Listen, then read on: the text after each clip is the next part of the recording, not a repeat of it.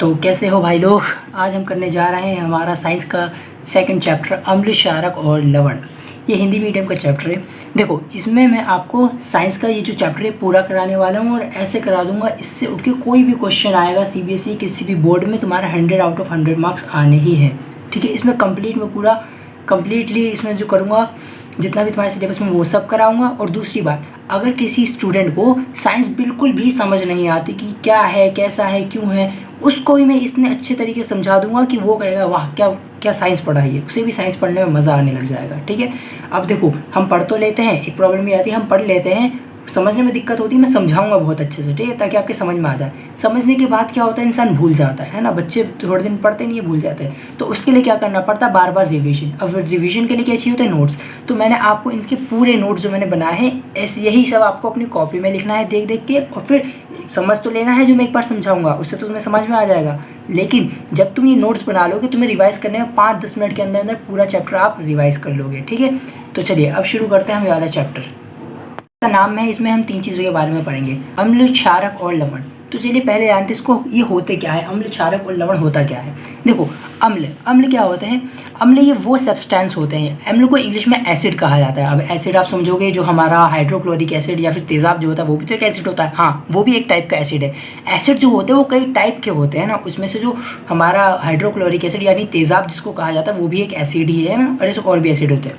तो एसिड कहते किस किस को है, वो सारी चीज़ें जो स्वाद में खट्टी होती हैं उनको हम एसिड कहते हैं। ठीक है, अब स्वाद में खट्टे, जैसे मान लो हमारा संतरा है, उसमें भी स्वाद में खटास होती है, तो क्या वो भी एसिड है। हाँ, उसके अंदर जो खटास आती है वो भी एक एसिड की वजह से आती है। ठीक है, अब एसिड कई टाइप के होते हैं, आगे जानेंगे इसके बारे में। ठीक है, तो बस ये समझ लेना, अम्ल यानी एसिड उनको कहा जाता है जो स्वाद में खट्टे होते हैं, तथा ये क्या करते हैं, नीला लिटमस पेपर को लाल कर देते हैं। अब इसका क्या मतलब है, लिटमस पेपर, देखो लिटमस पेपर एक चीज़ होती है, एक हम कह सकते हैं हमारे साइंस की लैंग्वेज में, साइंस लैब में होता है, एक पेपर होता है। ठीक है, उसको अगर हम एसिड के अंदर डालते हैं, एसिड के कांटेक्ट में लाते हैं, किसी अम्ल के उसमें डुबाते हैं, तो वो नीले से कैसा हो जाता है, लाल कलर हो जाता है। क्या हो जाता है, लाल कलर। अगर वो नीले से लाल हो गया मतलब वो एसिड है। समझ में आया। हाँ, देखो, एसिड शब्द लैटिन भाषा से लिया गया है, ये तुम्हारी बुक में लिखा है तो बस यहाँ पे मैंने लिख दिया। ठीक है, एसिड समझ में आया। अब जानते हैं एसिड कितने टाइप के होते हैं। सबसे पहले एसिड होते हैं हमारे 2 टाइप के। कितने टाइप के, 2 टाइप के हमारे पास एसिड होते हैं। पहला होता है प्रबल, दूसरा होता है दुर्बल। प्रबल अम्ल और दुर्बल अम्ल। क्या, प्रबल अम्ल और दुर्बल अम्ल। इसका क्या मतलब है, प्रबल कहते हैं ताकतवर यानी स्ट्रॉन्ग को, क्या कहते हैं, स्ट्रॉन्ग मतलब होता है प्रबल, ताकतवर। और दूसरा होता है दुर्बल, दुर्बल यानी वीक, कमज़ोर। यानी वो एसिड जो ताकतवर होते हैं, जो बहुत ज़्यादा खतरनाक होते हैं, उनको हम कहते हैं प्रबल अम्ल। और जो कम घातक होते हैं, यानी कम खट्टे होते हैं, या फिर कह सकते हैं कम पावर के होते हैं, उसको कहते हैं दुर्बल अम्ल। समझ में आया, प्रबल अम्ल, दुर्बल अम्ल। हाँ, अब प्रबल अम्ल जैसे आप सब जानते हो, तेजाब बहुत खतरनाक एसिड या फिर कहते हैं अम्ल होता है, तो उसको कहा जाता है साइंटिफिक भाषा में HCl, हाइड्रोक्लोरिक एसिड। ये उसका फॉर्मूला होता है। ठीक है, अगर कोई स्टूडेंट ये नहीं जानता कि HCl, ये H क्या है, Cl क्या है, तो इसके लिए भी मैंने एक अलग से वीडियो बना रखी है। मेरी जो पिछली वीडियो है मेरे चैनल पे, इससे पिछले जो वीडियो है वो जाके आप देखेंगे तो उसमें आपको मिल जाएगा। ठीक है, यहाँ पे हम थोड़ा आगे की बात कर रहे हैं, H2SO4, HNO3, ये सब मैंने उसमें समझाया है। ठीक है, इसके अलावा अगर आपको कोई चीज़ समझ नहीं आती है तो आप कमेंट में बता सकते हो, मैं उसके लिए या तो आपको वही समझा दूंगा या तो एक सेपरेट वीडियो ला दूंगा आपके लिए। ठीक है, तो प्रबल अम्ल में कौन कौन सा आता है, HCl, हाइड्रोक्लोरिक एसिड, H2SO4, ये सल्फ्यूरिक एसिड और ये HNO3। ठीक है, बस ये 3 नाम याद रखना, HCl, H2SO4, HNO3, इनको कहते हैं प्रबल अम्ल। ठीक है, अब आता है दुर्बल अम्ल। दुर्बल अम्ल में 2 याद रखना, एक होता है CH3COOH और लैक्टिक अम्ल। ठीक है, ये दुर्बल अम्ल के नाम है। ठीक है, ये दुर्बल अम्ल होते हैं। समझ में आया, अम्ल 2 प्रकार के होते हैं, प्रबल अम्ल और दुर्बल अम्ल। अब देखो, अब फिर से अम्ल 2 टाइप को हम बांट सकते हैं, लेकिन ये उस पर नहीं होता। देखो, अब हमारा अगला पॉइंट आता है सांद्र अम्ल। सॉल्यूशन के अंदर अम्ल ज़्यादा होता है और जल कम होता है, तो उसको कहते हैं सांद्र अम्ल।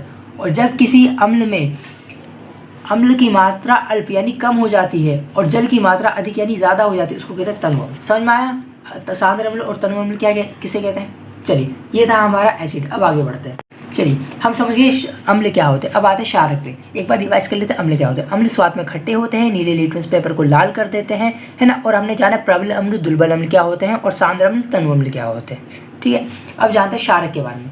क्षारक को इंग्लिश में बेस कहा जाता है। ठीक है, अब देखो, ये क्या होते हैं, ये स्वाद में कड़वे होते हैं, है ना। जो हमारा अम्ल था वो क्या था, खट्टे, ये क्या है, कड़वे। और छूने में साबुन जैसे होते, कैसे होते, साबुन जैसे। ये क्या करते हैं, लाल लिटमस पेपर को नीला कर देते हैं। वो क्या करते थे, नीले लिटमस पेपर को लाल कर देते थे। ये क्या करते हैं, लाल लिटमस पेपर को नीला कर देते हैं, है ना। लिटमस पेपर अभी मैंने आपको बताया। ये क्या कहते हैं, जलीय विलयन में OH माइनस देते हैं। एक आयन होता है, इसके बारे में और आगे अच्छे से समझाऊंगा, ठीक है। बस अभी ये याद कर लेना ये 3 पॉइंट की क्षारक क्या होते हैं। पूछेगा क्वेश्चन में, बताओ क्षारक क्या होते हैं। क्षारक से रिलेटेड कुछ पूछ लो तो आप ये 3 पॉइंट डाल देना। क्षारक स्वाद में कड़वे होते हैं, लाल लिटमस पेपर को नीला कर देते हैं, ये जलीय विलयन में OH माइनस बनाते हैं, ठीक है। चलो अब देखो, जैसे हमारे अम्ल 2 टाइप के थे, प्रबल अम्ल और दुर्बल अम्ल, है ना। ऐसे ही क्षारक भी 2 टाइप के होते हैं, प्रबल क्षारक और दुर्बल क्षारक। प्रबल क्षारक यानी स्ट्रॉन्ग बेस और दुर्बल यानी वीक बेस। प्रबल मतलब होता है ना स्ट्रॉन्ग और वीक, इसलिए। अब देखो इसके एग्जाम्पल याद रखना। प्रबल क्षारक जो होता है वो होता है NaOH और KaOH एंड CaOH2।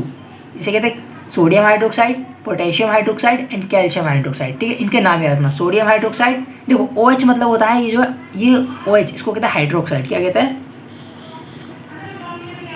हाइड्रोक्साइड। ये होता है हमारे पास हाइड्रोक्साइड। इसके साथ जो भी लगेगा उसका हाइड्रोक्साइड बन जाएगा। जैसे सोडियम लगा है तो सोडियम हाइड्रोक्साइड, पोटेशियम लग गया तो पोटेशियम हाइड्रोक्साइड, कैल्शियम लग गया तो कैल्शियम हाइड्रोक्साइड। समझ में आया। अब कुछ सोचेंगे यहाँ पे 2 क्यों आया, इसको ऐसे क्यों लिख रहे हैं, OH को पहले भी तो लिख सकते हैं। ये सारी जो बातें हैं ये अगर आपके दिमाग में आ रही तो आप बता दीजिएगा, ये अगले चैप्टर में आने वाली है, मैं वहाँ आपको अच्छे से समझाऊंगा इसके बारे में, ठीक है।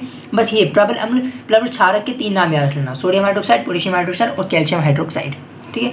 ऐसे होता है दुर्बल क्षारक NH4OH, ये एक दुर्बल क्षारक का एग्जाम्पल है, इसको कहते हैं NH4OH, ठीक है। चलिए अब आगे चलते हैं। हमारे पास अब आता है क्षार। क्षार क्या होता है, क्षारक सेम ही लगता है ना, हाँ। लेकिन जब जल में घुलनशील क्षारक को क्षार कहते हैं। जब क्षारक को हम वो सारे बेस जो जल में घुलनशील होते हैं यानी पानी में घुल जाते हैं, उनको हम क्षार कहते हैं, ठीक है। क्वेश्चन आएगा क्षार किसको कहते हैं, आपको लिखना है जल में घुलनशील। घुलनशील यानी जो घुल जाए, घुलनशील क्षारक को क्षार कहते हैं। इसका एग्जाम्पल होता है सोडियम हाइड्रोक्साइड और पोटेशियम हाइड्रोक्साइड, ठीक है। ऊपर वाले एग्जाम्पल है, ज़्यादा याद करने की जरूरत नहीं है। अब देखो हमने 2 बातों के बारे में जान लिया कि अम्ल क्या होते हैं, क्षारक क्या होते हैं, ठीक है। अब हमारे पास आता है लवण क्या होते हैं, ठीक है। हम 3, यही तो नाम है ना चैप्टर में, 3 ही चीज़ तो हैं, अम्ल, क्षारक और लवण। लवण को हम इंग्लिश में सॉल्ट कहते हैं। सॉल्ट, सर सॉल्ट तो हम वो जानते हैं ना जो हम खाने में डालते हैं, नमक जो होता है उसको सॉल्ट कहते हैं, हाँ उसी को सॉल्ट कहते हैं। लेकिन सॉल्ट भी बहुत तरीके के होते हैं। जैसे अभी हमने तेज़ाब के बारे में जाना था, अम्ल के बारे में, अम्ल बहुत तरीके के होते हैं, ऐसे सॉल्ट भी बहुत तरीके के होते हैं।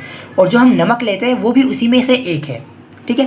देखो सॉल्ट बनता कैसे है, अम्ल व क्षारक की अभिक्रिया से सॉल्ट बनते हैं। जब एक अम्ल और क्षारक को मिला दिया जाता है, एक अम्ल लिया हमने और एक क्षारक लिया, तो जो बनता है उसको हम सॉल्ट कहते हैं। समझ में आया, ठीक है। जो हम नमक खाते हैं उसको ही साइंटिफिक लैंग्वेज में या फिर कहना साइंस की लैंग्वेज में NaCl कहते हैं। इसका केमिकल फार्मूला होता है NaCl, सोडियम क्लोराइड, ठीक है। यहाँ पर शायद आपको दिखना रहा हो, इससे NaCl ये उसका फार्मूला होता है। और कैल्शियम पोटेशियम क्लोराइड का होता है KCl, ठीक है। पोटेशियम और क्लोराइड ये होते हैं हमारे लवण। देखो जैसे मान लो हमने HCl लिया, ये क्या था, एक अम्ल था, हमने भी पीछे जाना था ना। और एक होता है NaOH, ये क्या है हमारा, NaOH हमारा क्षारक है। जब इन दोनों की हमने अभिक्रिया यानी केमिकल रिएक्शन कराई, ये केमिकल रिएक्शन मैंने लिखी है। अगर किसी को नहीं पता ये कैसे लिखता है तो ये भी मैंने अपनी पिछली वीडियो में बता रखा है, वहाँ पे जाके देख लीजिएगा। तो हमने एक लिया HCl, एक लिया NaOH, एक एसिड लिया यानी अम्ल लिया और एक क्षारक लिया।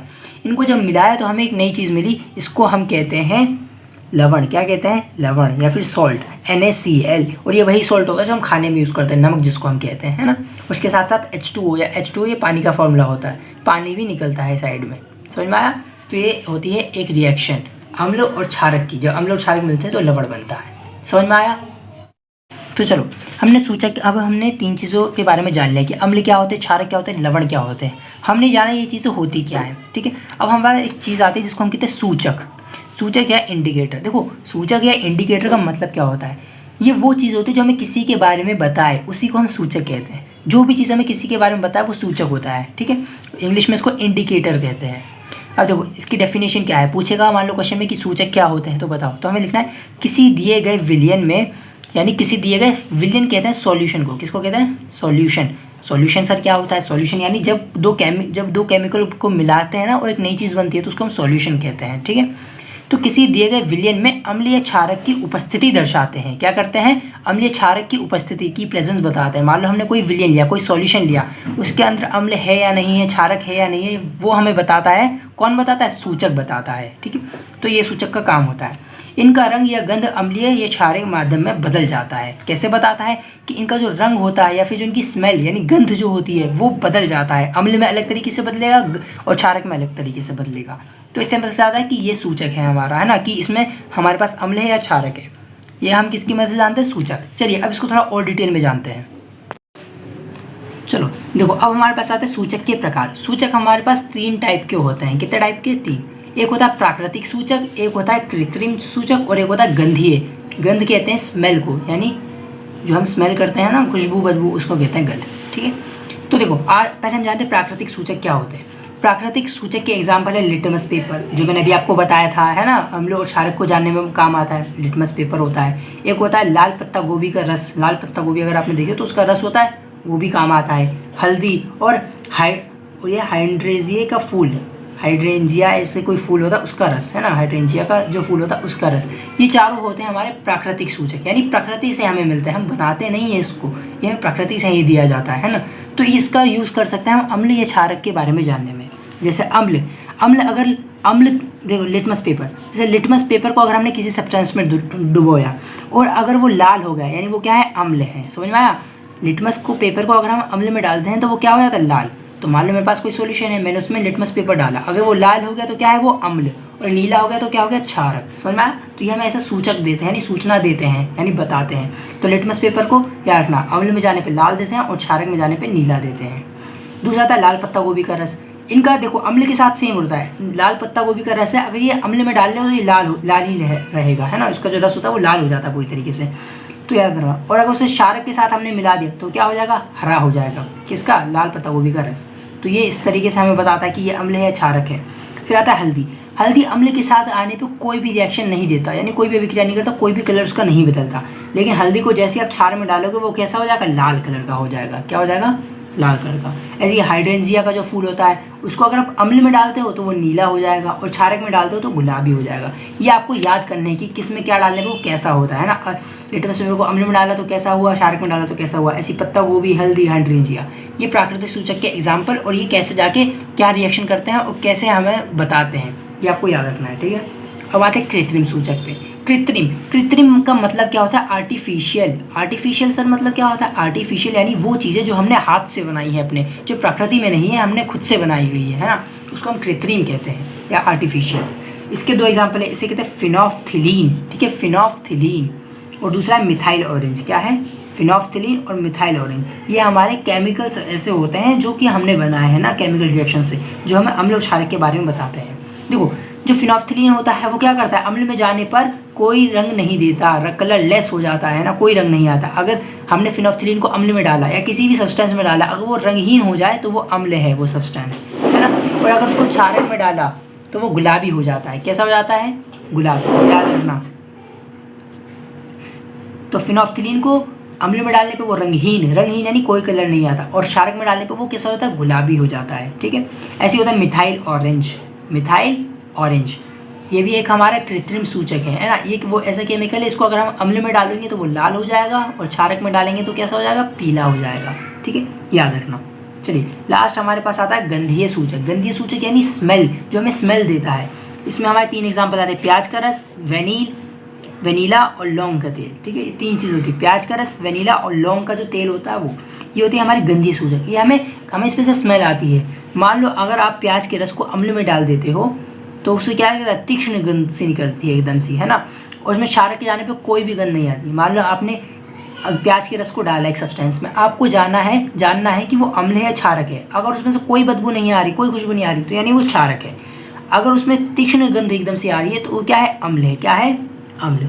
ऐसी वेनीला को अगर आप अम्ल में डालते हो तो समान गंध, है ना, एक जैसी उसकी गंध है वैसी आती, और क्षारक में डाल दिया तो कोई गंध नहीं आती।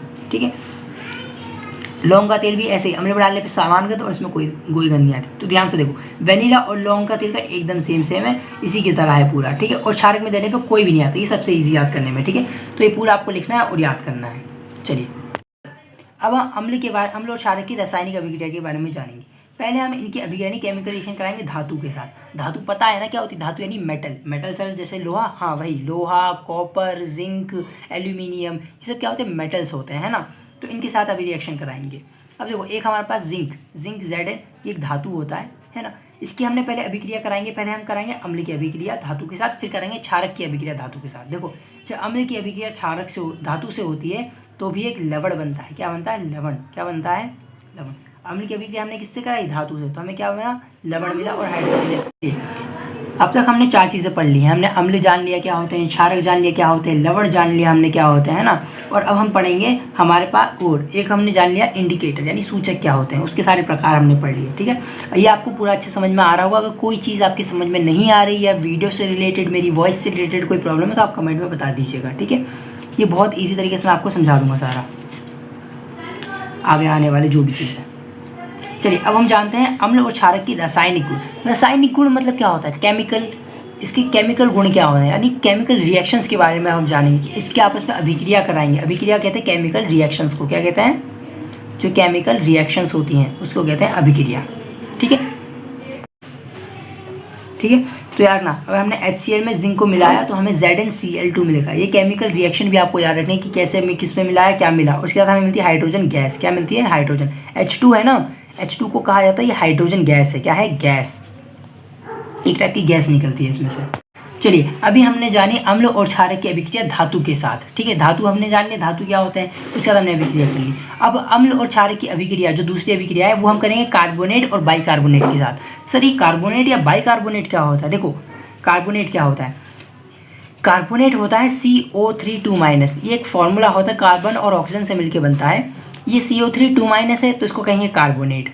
जो होता है HCO3 1- होता है जिसके अंदर, इसको कहते हैं बाइकार्बोनेट। याद रखना, कार्बोनेट और बाइकार्बोनेट। ठीक है, इसको अगर हम धातु के साथ मिला दें, किसके साथ मिला दें? धातु। धातु जैसे मान लो सोडियम, पोटेशियम जो भी हो गया, जिंक, है ना। मान लो हमने यहाँ पे धातु ले ली सोडियम।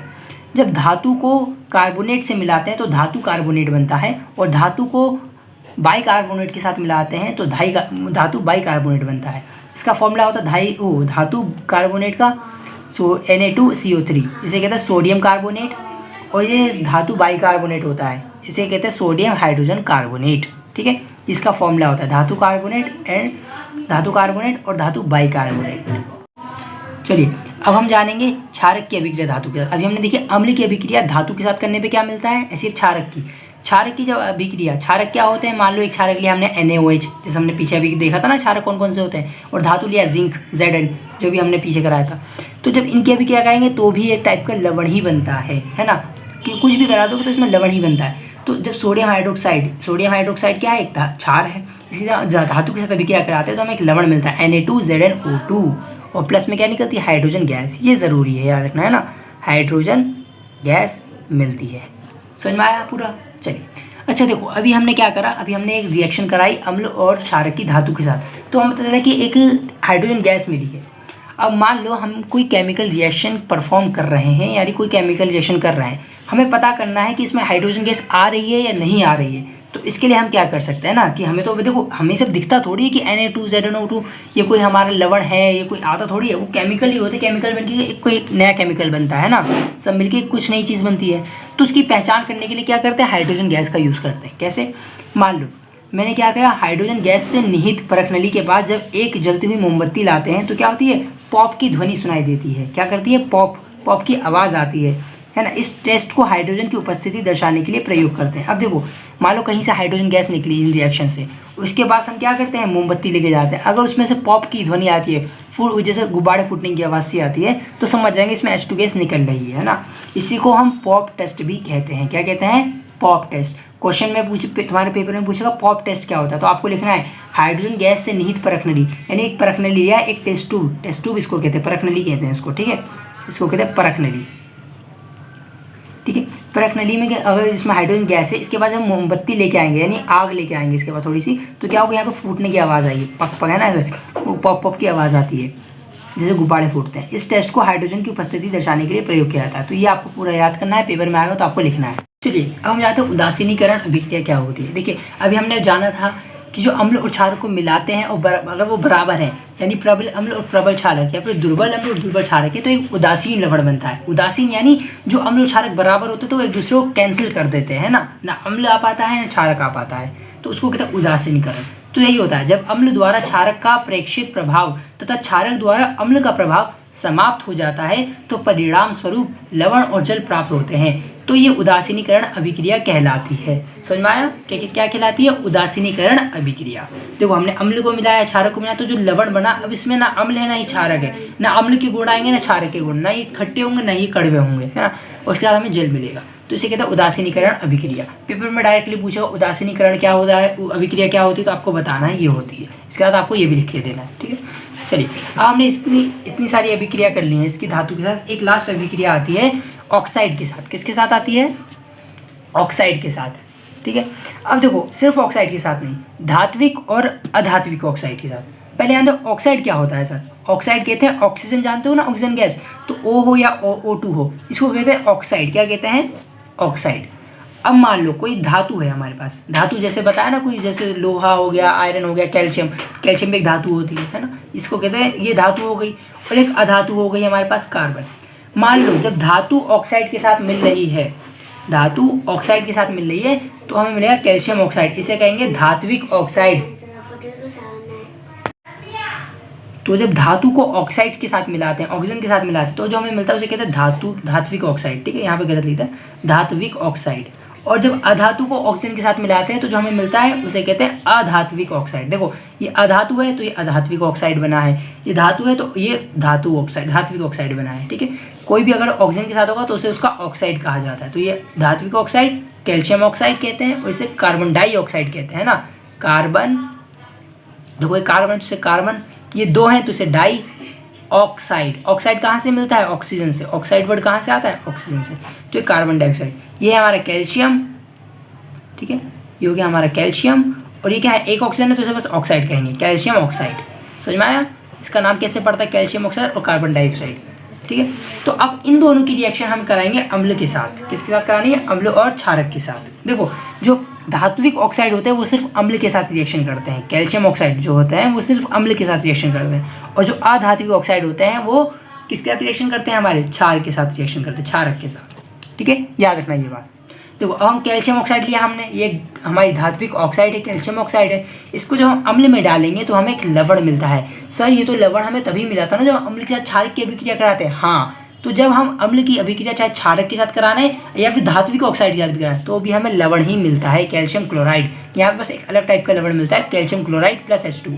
अच्छा देखो इसने भी क्या करा, इसके अम्ल के साथ मिलकर लवण बनाया, क्षारक भी यही करता है। तो क्या हम कह सकते हैं जो धात्विक ऑक्साइड होते हैं उनकी जो प्रवृत्ति होती है, यानी उनका जो नेचर होता है वो क्षारीय होता है, एकदम क्षारक की तरह होते हैं, क्योंकि वो भी अम्ल के साथ मिलकर लवण बनाते हैं, ये भी अम्ल के साथ मिलकर लवण बनाते हैं। तो हम कह सकते हैं जो धात्विक ऑक्साइड होते हैं उनकी प्रवृत्ति यानी उनका नेचर क्षारीय होता है, क्योंकि अम्ल के साथ अभिक्रिया करके लवण और जल बनाते हैं। समझ में आया? ठीक है। अब हम करेंगे अधात्विक ऑक्साइड की अभिक्रिया, यानी कार्बन डाइऑक्साइड की अभिक्रिया। अधात्विक किसके साथ अभिक्रिया करते हैं? क्षारक के साथ। तो हमने एक क्षारक लेना है, हमने पहले लिया अधात्विक ऑक्साइड, अधात्विक ऑक्साइड लिया हमने, कार्बन डाइऑक्साइड, और उसके बाद हमने लिया क्षारक। इसके साथ अभिक्रिया कराने पे हमें क्या मिल रहा है? लवण। क्या मिल रहा है? लवण।